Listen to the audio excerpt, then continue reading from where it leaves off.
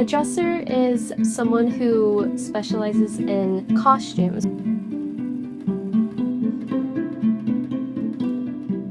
We're there to help the dancers get dressed. I'm Madison, and I am a wardrobe supervisor and a dresser for the Houston Ballet.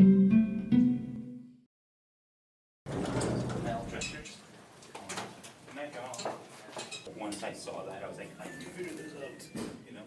A dresser not only gets that person dressed, they also have to be there to fix those random things that happen just being in a show. Sometimes a costume snaps, like breaks, rips on stage. Someone does the splits and then the whole crotch is ripped open, or they lift their arms the wrong way and the whole back rips open. A lot of the costumes have snaps, hooks, ties, tons of different ways to put the costume on that are very difficult for even the most flexible dancer to reach.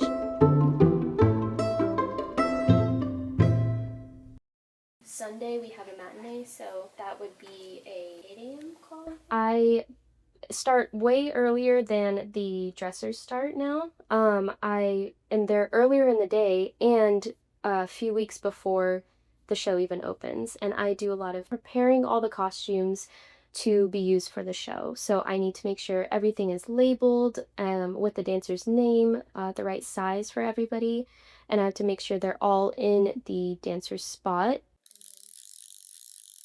Hand stitching is very, very important when it comes to being a dresser. This is one of the buttons on the English doll from Nutcracker. That coat would drop buttons every single show. The first Nutcracker I did, I was down in the basement dressing room and I noticed that one of the Spanish dancers didn't have her bolero on.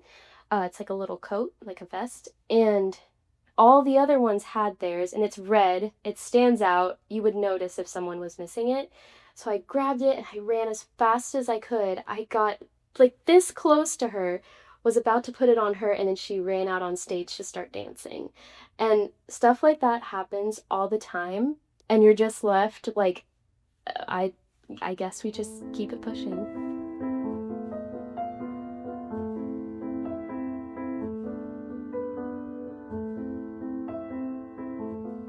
So some pros of this type of work is that it's something new every single day. There's always a new challenge or a new puzzle to solve or new people to meet, new fabric to work with, always something new, which I really like. I'm not someone who likes the same schedule every day, so it's a lot of fun and always keeps you on your toes. So they clip it where it needs to be reattached. So I would take it in and sew it on in there at the sewing station. Your schedule is all over the place. Sometimes I'm working 8 a.m. to 11 p.m. 5 days in a row, and then 2 weeks I have no work. So it's really all kind of up in the air, which is good and bad, but I love it. I wouldn't have it any other way. Dressers, once you have all of your laundry to laundry and notes to notes, you are all good to go. Thank you so much, and I'll see you tomorrow. My grandma taught me to sew when I was about 7 years old. She wanted all of her grandchildren to learn basic life skills like sewing, cooking, cleaning. She actually started by designing her own clothes. She designed her prom dresses, wedding dresses, even her honeymoon dress, and her designs were breathtaking. I think with her being so passionate, it really led to a lot of her family members pursuing artistic careers.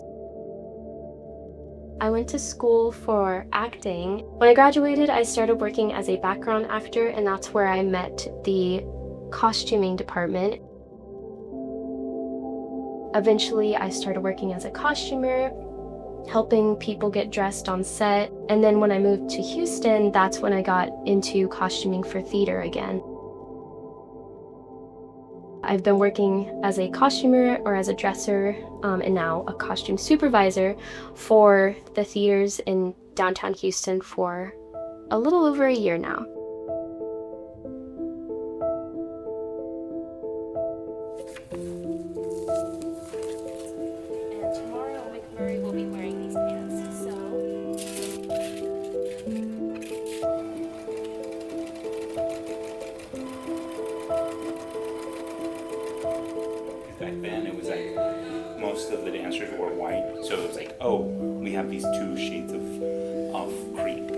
now we have to have everything and to share the different kinds.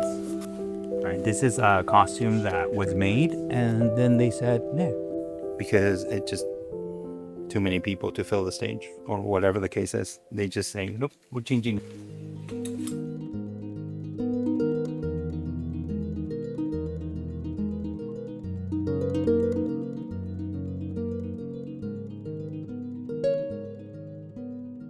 So every day, this is where I put all the costumes to distribute them throughout all the dressing rooms. So for instance, tomorrow when I come in, I will have my binder in one of these pockets that have the casting for the day.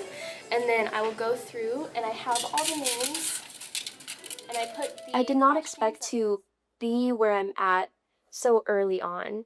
I thought that I would be working as a PA for until my 30s. I never thought I would be a supervisor of one of the top 5 ballet companies in the world at 26. I've already achieved a lot of the things that I thought would take me forever to do, so I'm kind of having to come up with new dreams on the spot. Always stay open-minded and always be eager to do anything. A big part of why I'm where I'm at now is because for the last year, I made sure I was always able to work, always available. Anytime someone would call out, I was there to jump in, learn the job, and I became a reliable source for the theaters here. And that's how I kind of got people to know me and to see that I'm a hard worker and see that I'm willing to do whatever it takes to be in the industry I love to work in.